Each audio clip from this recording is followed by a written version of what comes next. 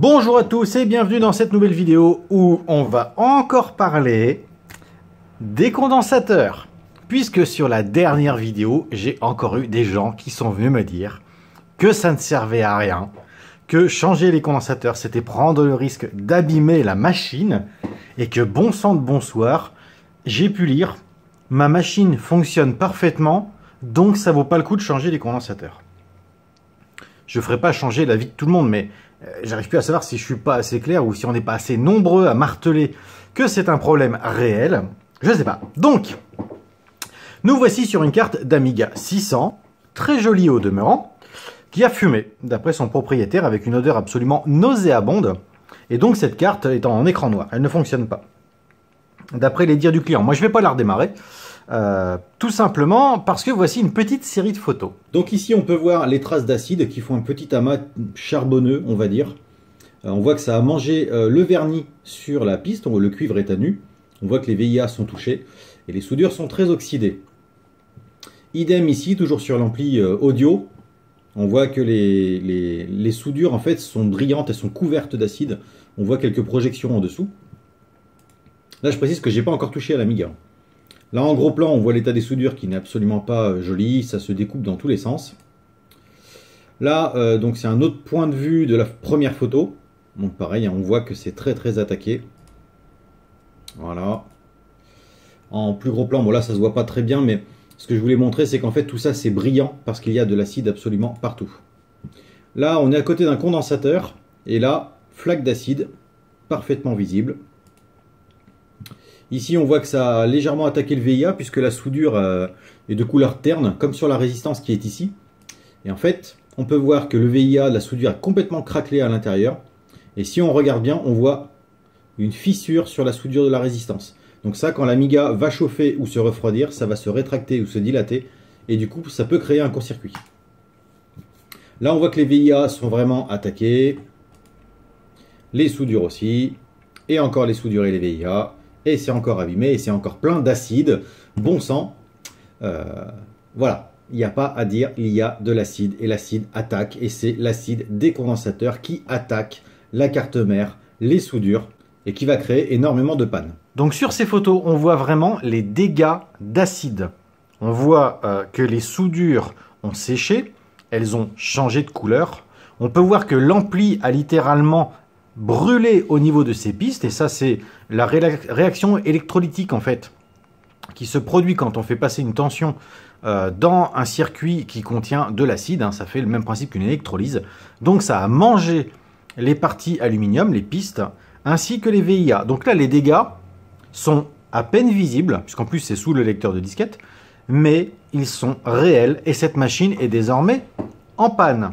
Donc pour ceux qui ont l'intention de garder leur Amiga en disant « Je vais le garder jusqu'à ce que ça tombe en panne parce que de toute façon, ça sert à rien de faire du préventif », eh bien écoutez, je ne peux plus rien pour vous si après cette vidéo, ça ne vous tilte pas qu'il y a un réel intérêt à faire le remplacement.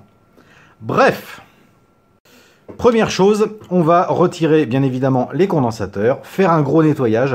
En plus, on commence à avoir ici des petites traces vertes. Donc ça, c'est de l'oxydation hein, due à l'acide. Donc il va falloir nettoyer tout ça. Il faudra certainement dessouder le CXA 1145, donc le décodeur RGB, parce qu'il est vraiment pas joli. Et bien évidemment, il va y avoir un très gros travail sur le LF347. À mon avis, il est grillé, donc je vais le remplacer.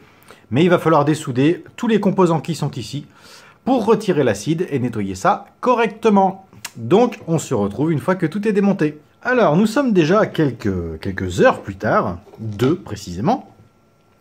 J'ai donc retiré tous les condensateurs. Alors, de toute façon, ça ne sert à rien, comme le disent certaines personnes. Et bien évidemment, mon travail n'a servi à rien non plus, à part facturer à mon client.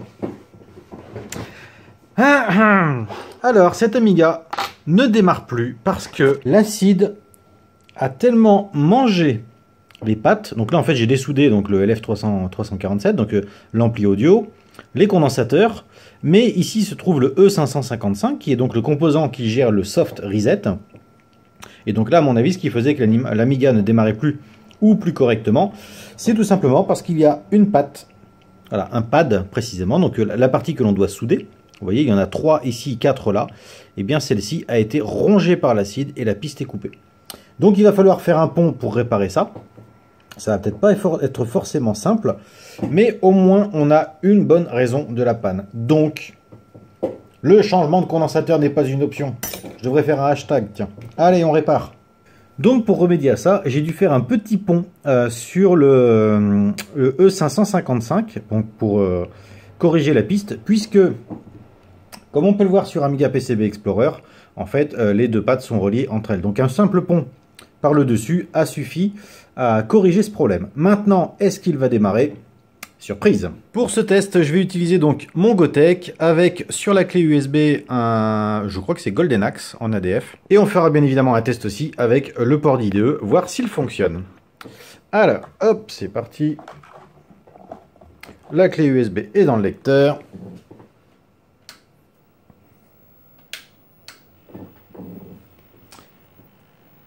Hop. Ah, finalement, je me suis trompé, c'est la... J'ai pas mis un ADF sur la clé. Bon, voilà. Il démarre, mais sur le Workbench. Donc, ça veut dire que déjà, le port IDE fonctionne. Donc, dans l'absolu, l'Amiga fonctionne lui aussi. Ah, bah ça, c'est une bonne nouvelle. Du coup, si je mets mon ADF maintenant, on devrait le voir apparaître à l'écran. Donc, j'ai mis l'install 3.1.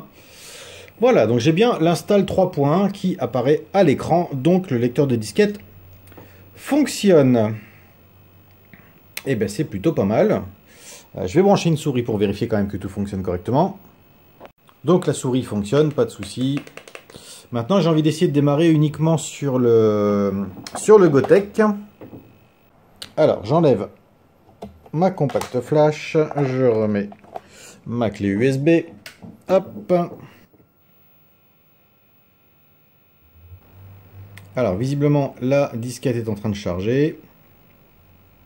Là, je vois sur le Gotek que la lecture est en train de se faire. Je ne sais pas si vous arrivez à le voir. Enfin, on voit que la lecture de l'ADF défile.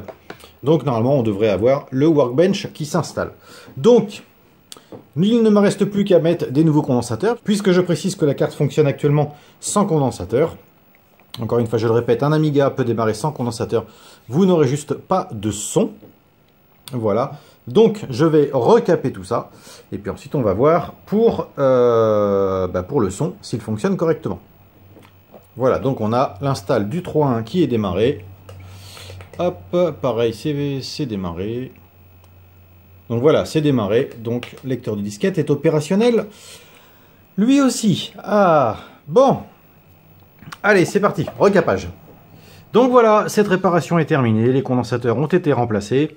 Dessus, il y a un switch ROM qui a été installé, une extension de mémoire, un petit bouton reset. Bon, là, j'ai pas fini l'installation, mais pour le reste, tout fonctionne, que ce soit l'IDE, que ce soit le lecteur de disquette. Cet Amiga est reparti pour au moins 25 ans, je l'espère. C'est, je pense, la dernière vidéo où je vais traiter des condensateurs. Je pense que j'en ai suffisamment parlé maintenant. Chacun est à même de se faire sa propre idée. En attendant, je vous remercie d'avoir regardé cette vidéo et je vous dis à très bientôt.